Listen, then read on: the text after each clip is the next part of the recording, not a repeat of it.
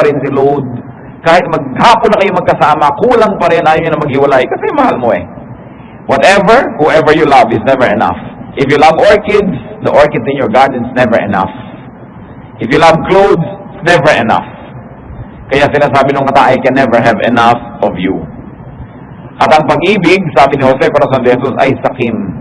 At aayaw ng kakabiyak, o wala na kahit ano, o ibigay mo ng lahat. Anong sinasabi ng magandang bagong balita Biblia tungkol sa topic na ito? Mangangaral 5:10. Ang gahaman sa salapi ay walang kasiyahan, at ang sakim sa kayamanan ay hindi masisiyahan. So it will never be enough. Kahit ang dami-dami niyan, kulang at kulang pa rin. Why else will money not be enough? Because money attracts spenders.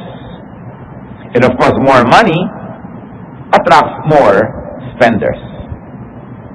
Napapansin niyo ba na wala pa kayong pera, konti lang ang gumagastos ng pera nyo.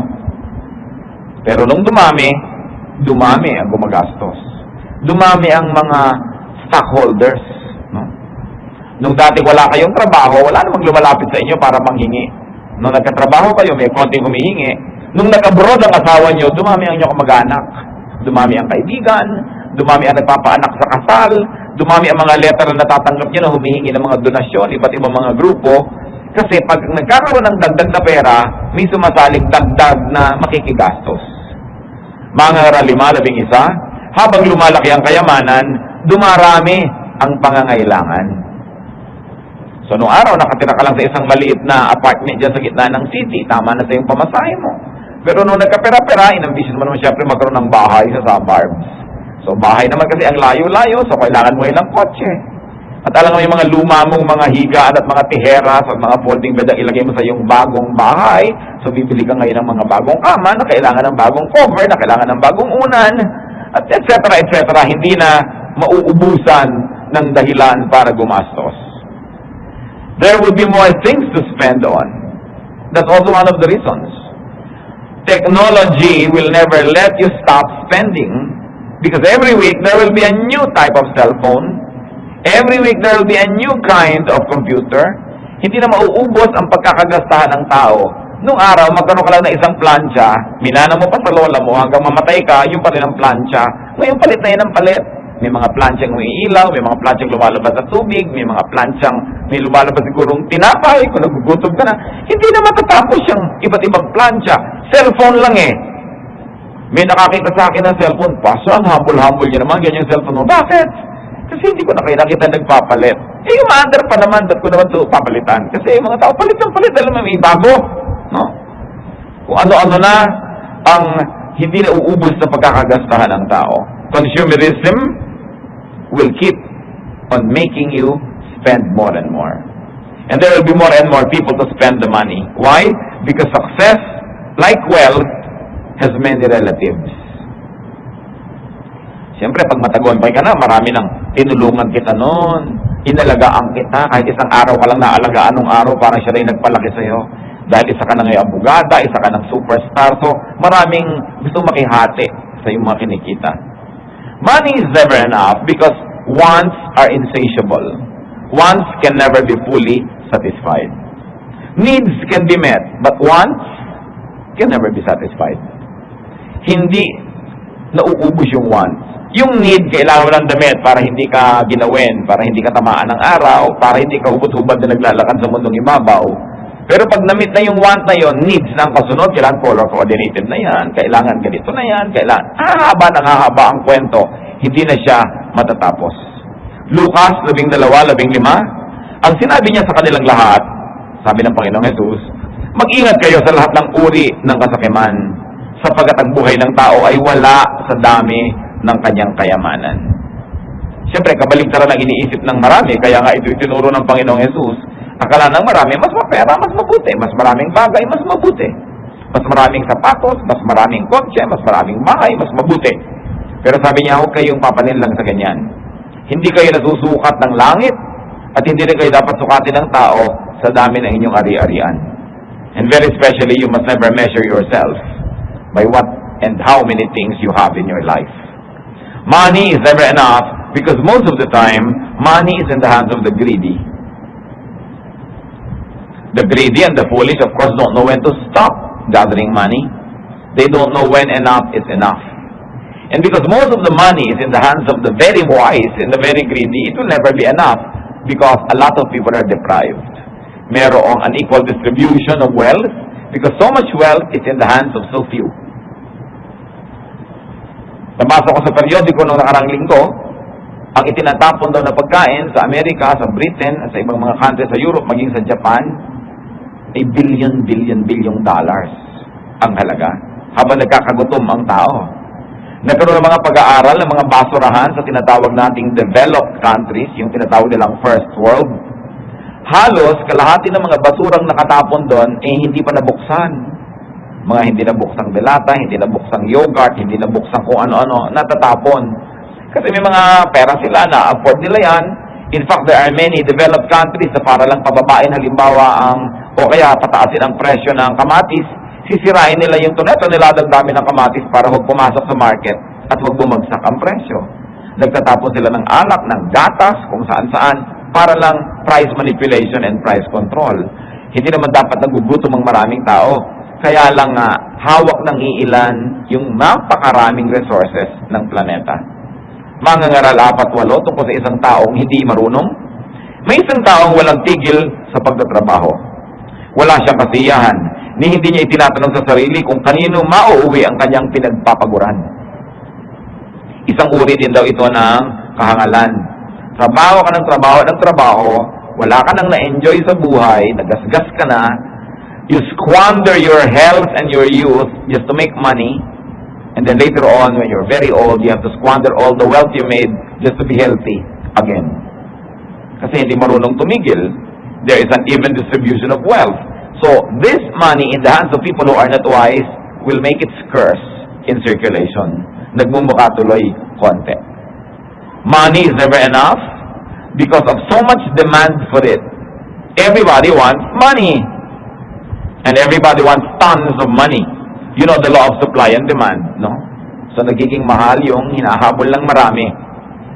Manangaral 10-11, ang pagkain ay nagdudulot ng kasiyahan at nagpapasaya sa buhay ang inumin. Ito'y mamibiling lahat ng salapi. So, isang observation ni Solomon dito sa kanya, Ecclesiastes 10:19, money is the answer to everything. Because people and the civilizations had become so materialistic and so monetized, ang lahat ngayon nabibili ng pera. So ang tao ngayon gusto magkaroon ng pera para magkaroon siya ng kapangyarihan because money is power because you can buy services and goods. Halos ngayon ay hindi na uso yung barter, hindi na uso yung tinulungan kita kahapon, tulungan mo kayo ngayon. Hindi, tinulungan kita kahapon, bayaran mo ko. Kung tutulungan mo ko ngayon, hindi ba bayaran kita kung may pambayad ako? Lahat sinukat na sa pera. Kaya ngayon, lagi nagiging kulang ang pera. No? Jesus challenged that prevalent notion na ang lahat dapat pera-pera. Sa Lucas 10:4, anong sabi niya sa mga disipulo niya na mga ngaral sa bayan-bayan? Huwag kayong magdala ng lalagyan ng pera. Huwag kayong magdala ng wallet. For Jesus, money is not the currency. The currency for Jesus is service, is love. Sabi niya, maglingkod kayo sa mga tao at papakainin nila kayo. Patitirahin nila kayo sa kanilang mga tahanan, kanilang iintindihin yung mga pangangailangan. So sa kanya, walang kailangan pera. Mag-serve ka dyan at nagiging duty naman ngayon at pleasure ng mga pinaglingkuran mo, napakainin ka rin, bigyan ka ng mga kailangan mo sa buhay. So this Jesus movement was not very focused on the cash economy. That was already very highly developed during their time. What more now? Lahat talaga, pag kilos mo, pera. Lahat ng galaw mo, pera. Lalong-lalo sa mga city. No? Yung mga dating hindi natin ginagasahan mo na. Dati naman, umiinom-inom ka lang ng mga tubig-tubig at borak-borak niya sa gripo. Ngayon, kailangan pang memorial water para sosyal ang iinumin mo. Yung bang, hindi naman ginagasahan ng tao nung araw yan. Gumagasa ba ang tao nun sa load? Ngayon, ang dami-daming perang napupunta sa load, no? Gumagasa ba ang tao nun sa food spa? Anong food spa? Ikas-kas mo sa bato yung sakong mo nang matanggal ang mga bakokang mo. So, may pa-puspa pa. Ang daming pinagagastahan ng tao. And because of that, people are compelled to always be interested in money. Because you cannot be mobilized. Nung araw, maglaro lang kayo ng mga sumpak, magbugahan kayo ng mga buto ng munggo, yun ang laro. Ngayon, magbabari lang kayo, pero may bayad yung bala, may bayad ang lahat. No?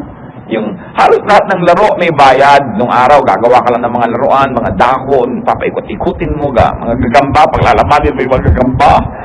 Ngayon, computer, magbabayad ka, maghuhulog ka. Money, money, money, money.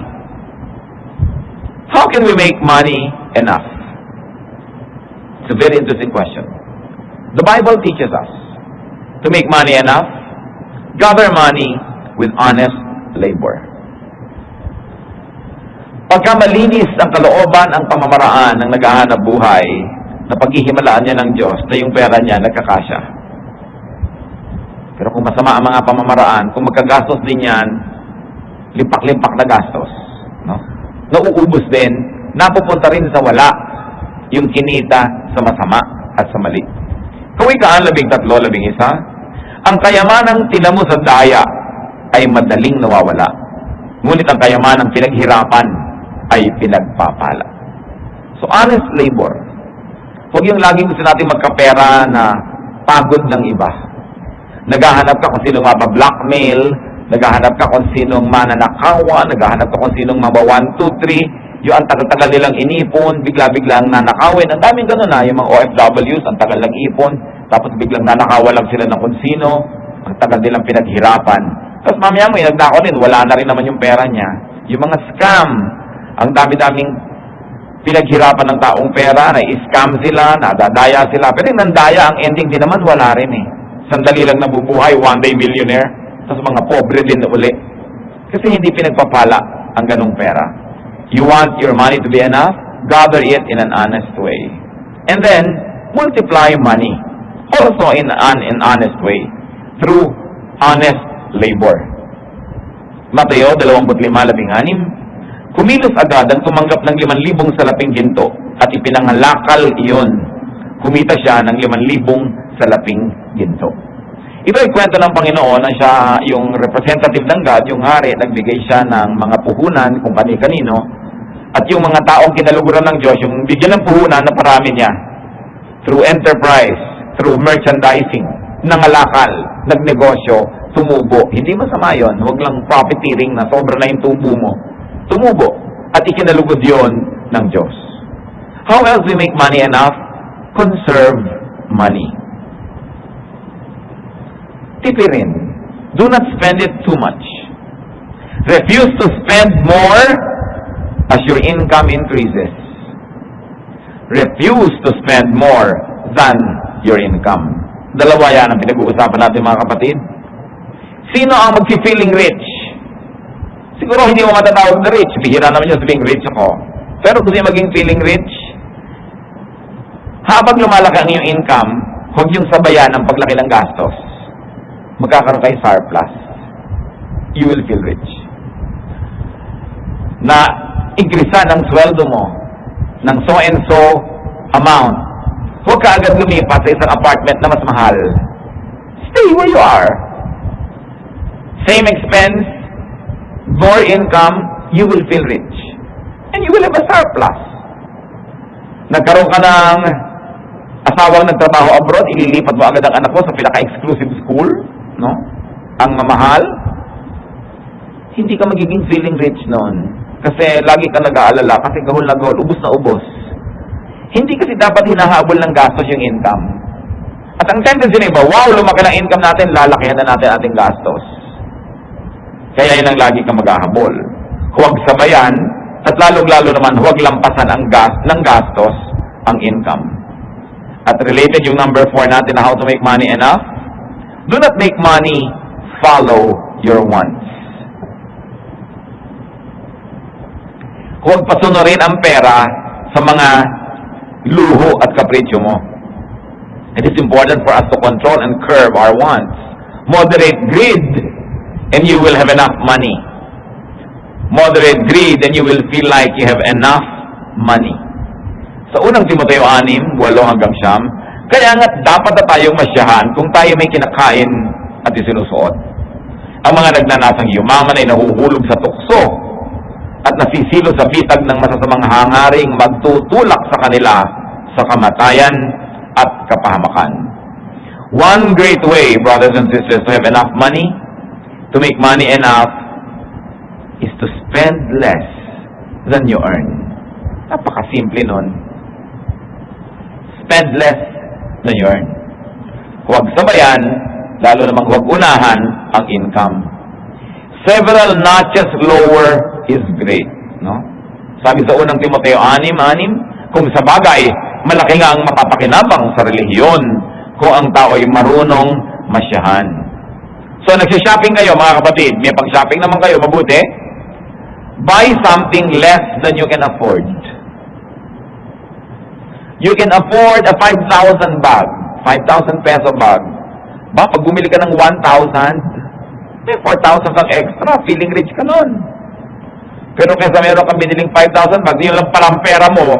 Alam mo, okay lang bumili ka ng 5,000 bag kung may 100,000 ka pa natira. Pero pagkatapos ng ubus na, hindi ka nakakain, hindi ka na magme-merienda, hindi na kayo mag-electric fan sa bahay dahil magtitipid kayo sa kuryente dahil may bag kang tingin 5,000. Ano ka sira? Pag maubusin yung pera mo, sagad na sagad.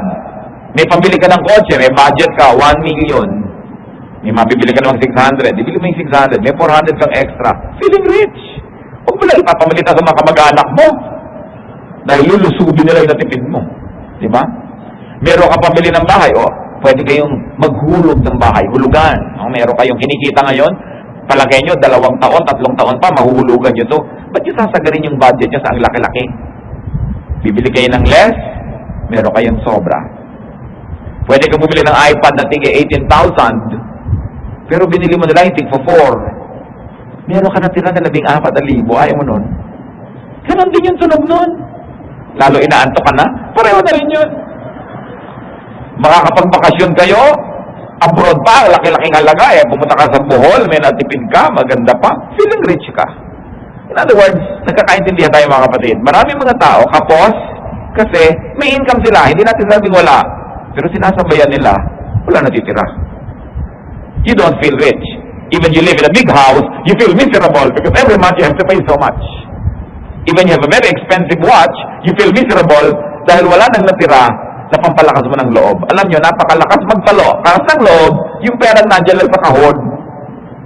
Nasa lata ng gatas sa sira para hindi halata. Nasa bangko, ang lakas ng loob mo nun, parang sige, dumating ang mga dilubyo, mga daluyong, may pera ako. Pero yung wala kang kahawak-hawak, ang lakas mo ma-insecure nun. Ni ayaw mo magkasakit, baka magkasakit ako, paano kaya ito, baka ang asawa ko mamatay, wala. Hindi bago mo naisip na malulungkot ka, sino magbabayad ng bahay, etc., etc. So, huwag mong sagarin. Because there is a budget for every pocket. Yan ang alam na ng maraming namimili. Pwede kang bumili ng sapatos na 18,000, pero meron din 180. No? Meron din. Ganon din yun. Hindi ka rin matitinik pagkasuot mo yung isa. Pareho rin. Yung mga bumibili na ang mamahal na mga cosmetics, mga makeup, mga panglagay sa mukha, kung marunong kayo magbasa, basahin nyo yung literature nyo, yun din ang laman nun. The same. No? Ang mga laman lang nun, mga mantikang puriko, inaluan makulay-kulay, yun din yun. Pareho lang. Pag ka pabibili ng mahal, mga brush pa, na gusto mo yung horsehair, ang pambrush ng mukha mo, yung mukha mo pa rin yun, kahit yung kabayo pa ang kumispos ng makeup dyan, ikaw pa rin yun Bakit mo kalamahalan? Akala ng iba, pag mas mahal, mas maganda. Hindi laging ganun. Alam niyo yung mga ibang products, minamahalan lang, para magmukha silang magaling. Kasi pag minurahan, baka tayo mukhang mura, hindi tayo bilhin. Mahalan natin, akala nila, talagang expensive yan. Marami ganun, packaging lang. How to have enough money? Make more than you need and spend less than you make. Kailangan pa bang i-memorize yan? Kaya kinakapos, sinasagad. Yun mang electric fan, buksan mo lagi nasa 3, after 2 weeks, sira na yun. Kasi sagad. Ikaw ba patakbuhin ka na walang tigil, ang bilis, mamatay ka dyan kasi sagad. So bakit ka gagastos ng sagad? Lagi dapat hindi sinasagad. Sabi ni Solomon, a man of wisdom, a man of spirituality, a godly person will avoid all extremes. Do not love money. Isa yung pinakamahalagang factor para magkasya yan. It's okay to like money, but don't love money. Because as we have said, what you love is never enough. Unang Timoteo 6:10, sapagkat ang pag-ibig sa salapi ay ugat ng lahat ng kasamaan. Dahil sa paghahangad na yumaman, may mga taong nalalayo sa pananampalataya at nasa sadlak sa maraming kapighatian. Napapahamak dahil mukhang pera. Do not love money, and money would be enough. Isa pa pong napaka-importante para yung pera na yan magkasya, decrease your demand for money.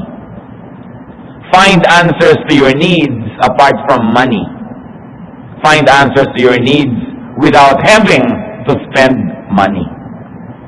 Naiinip ka, gusto mong maglibang-libang, may mga libangan na libre, may libangan na may konting bayad, at may libangan na sobrang malaki ang bayad. In other words, yung mga demand mo, huwag mong laging tapatan ng gastos. Maraming alternatives. Maraming mga equivalent na pwedeng gawin sa buhay na hindi kailangan ng sobrang daming pera. And do not measure everything with money. Do not measure everything by its monetary value. Kailangan ang pagbabalyo natin hindi lang puro tungkol sa pera.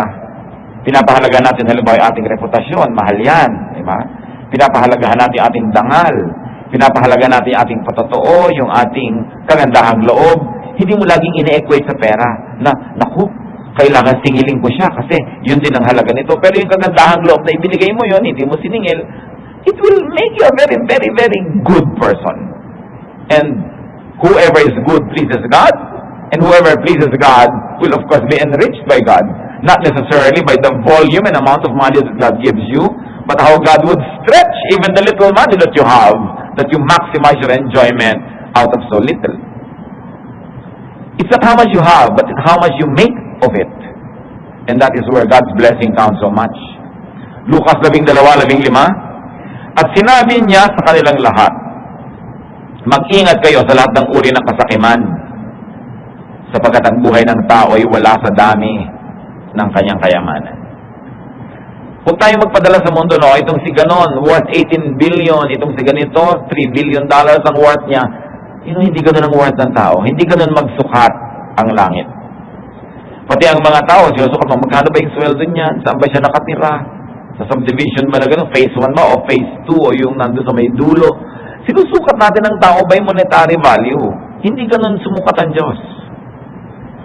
At kung kayo man halimbawa ay umaman at umasenso, siguro once upon a time nakatira din kayo sa isang lungga, sa isang silong. So hindi mo pwedeng lait-laitin at malitin yung mga nakatira doon ngayon. May potential din niya na makawala doon at umasenso in the future. Every person is a promise. Pag nakakakita ako ng mga slums na dinedemolish, pinapaalis sila dyan, mga tao nakatira sa ilalim, mga tulay, naisip ko, ilan ng mga genius dito na naghihintay lang ng panahon para yung kanilang bulaklak ay mamukadkad, humalimuyak ang kanilang bango.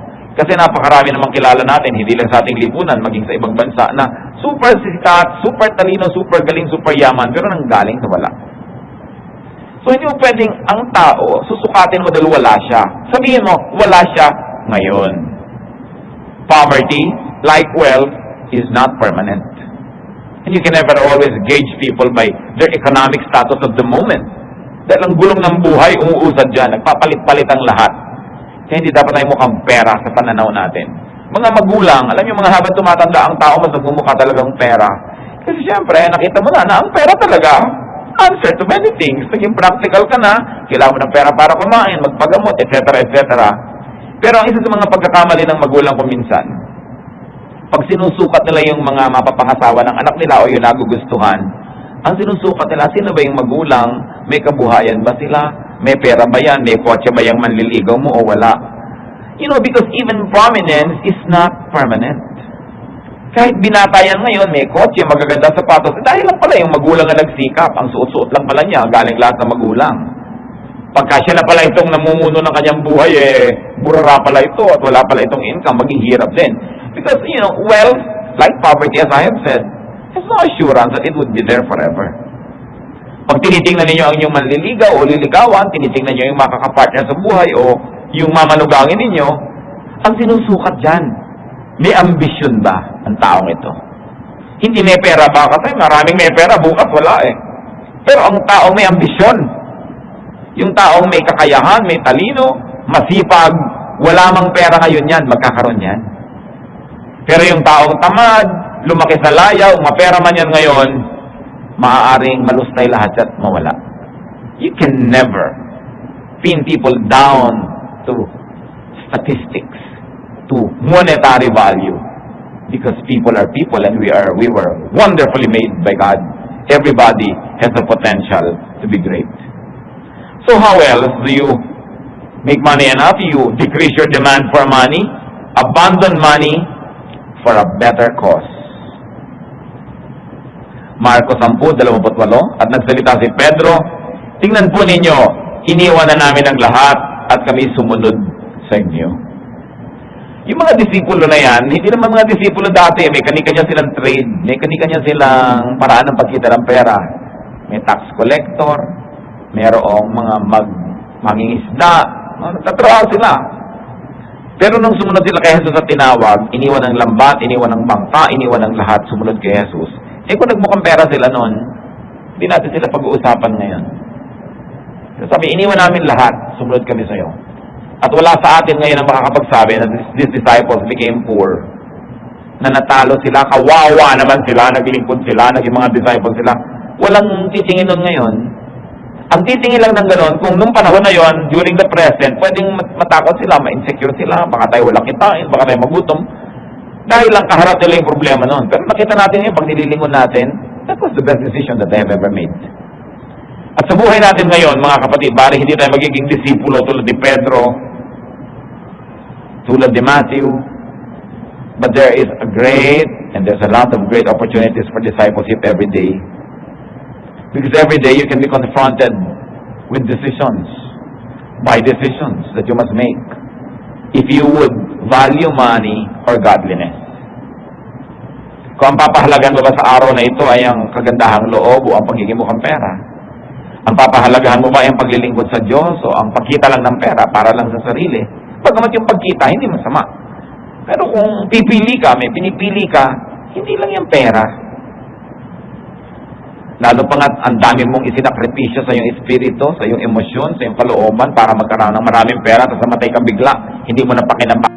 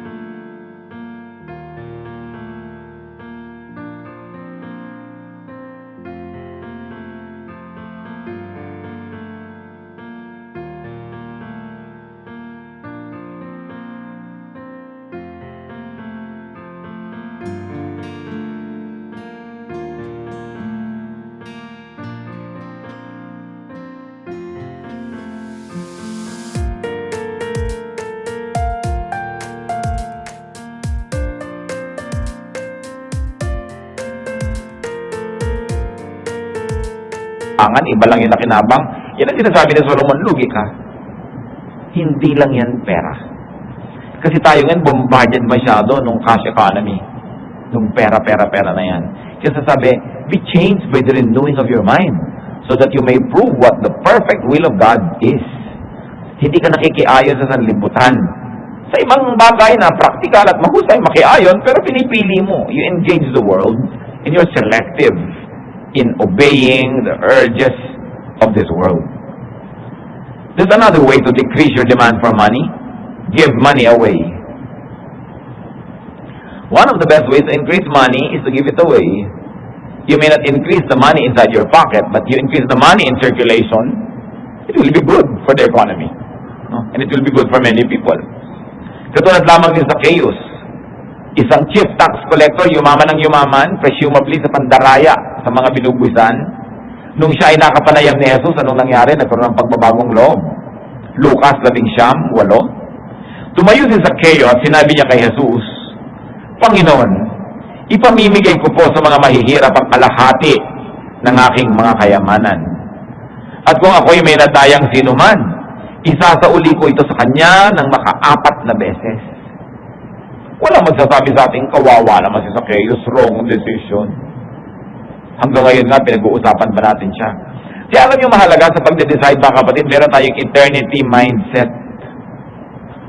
Na yung mahalaga, hindi lang yung mahalaga ngayon. Yung ano ba yung mahalaga 5,000 years from now, 10,000 years from now? Ano ba yung mahalaga sa langit? Hindi lang yung mahalaga dito, mahalaga sa tindahan, mahalaga sa cashier. Hindi natin nililimit kung anong mahalaga sa oras, sa panahon, sa lugar. That we have an eternity mindset and we measure many things through the measurements of eternity. So, there are people who have a lot of money but they have to unload to be free because money had become their slave. Whenever possible, trade money for other, for heavenly, or for spiritual currency na dapat mong gawin. Ipagbili mo ang iyong mga ari-arian at ibigay mo sa mga mahihirap ang pinagbilhan. At magkakaroon ka ng kayamanan sa langit. Pagkatapos bumalik ka at sumunod ka sa akin. Ngunit ang marinig ito ng lalaki, siya'y nanlumo at malungkot na umalis sapagkat siya'y lubhang napakayaman. Ngayon, may magsasabi ba sa inyo, tama ang desisyon ng lalaki. Huwag sundin si Jesus. Huwag ipamigay ang kayamanan. Huwag sumunod kay Jesus. Ang yaman eh. May magsasabi ba na yun ang tama? Mukhang tama lang yun nun. Pero nung namatay na siya, almost 2,000 years ago, patay na siya ng nakaraang 2,000 years, patay pa siya sa darating na 2,000, 200,000 to zillion years, sasabihin mo bang tama ang desisyon niya? Yun ang sinasabi natin mga kapatid na eternity mindset. Hindi ka lang nabubuhay ngayon. Hindi lang ito ang panahon. Marami pa. Hindi lang ito ang iyong anyo. Magkakaroon ka pa na ibang anyo. Hindi lang ito ang buhay. Meron pang kabilang buhay. Hindi naman lahat ng mayayaman kailangan ipamigay niyo yung kayamanan niyo para sumunod kay Jesus. But this particular person, ang Diyos niya pera eh. Tapos gusto niya sumama kay Jesus.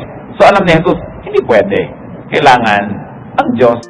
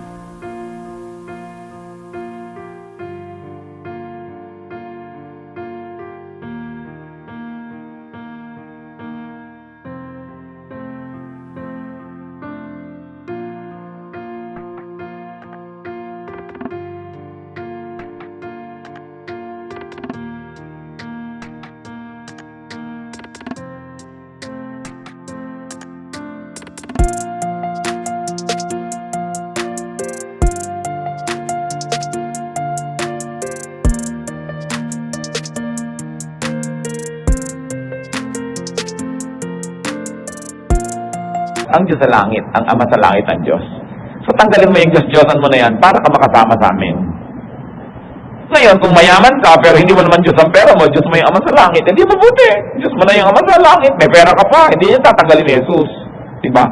Tinatanggal lang kung sobra mong inaamo, Diyos, naging yun na ang sagabal. Akala ng marami sa atin, ay, hindi ako yun, hindi ko Diyos ang pera. Mag-isip-isip tayo. Kasi sa maliliit na bagay, malalaman natin kung dinidiyos ba natin yan o hindi. Sinusunod ba natin yung makaturuan, kabutihan, kagandahang loob? Oo. Mahal din yan. Pera din yan. Doon mo malalaman kung masunurin nga ba tayo. So, paano pagkakasyahin? Paano pa sa sobrahin ng pera? Change your attitude about money.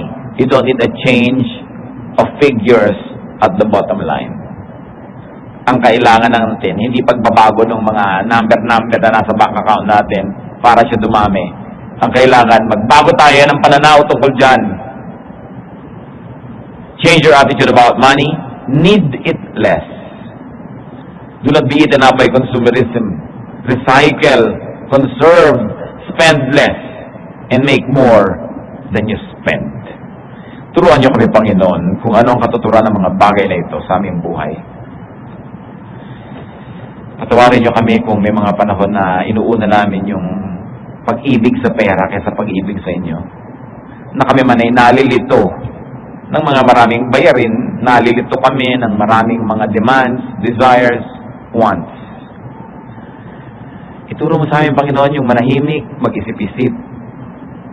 To get out of the race, sit in one quiet corner and reassess our values. At nung makita mo, Panginoon, isinusunod namin sa iyong katuruan ng aming kalooban, kagustuhan mo ang aming sinusunod. Sa mga kapatid na lagi nilang kapos, lagi nilang kulang, ipakita mo ngayon, Panginoon, kung anong dahilan. Nangako naman kayo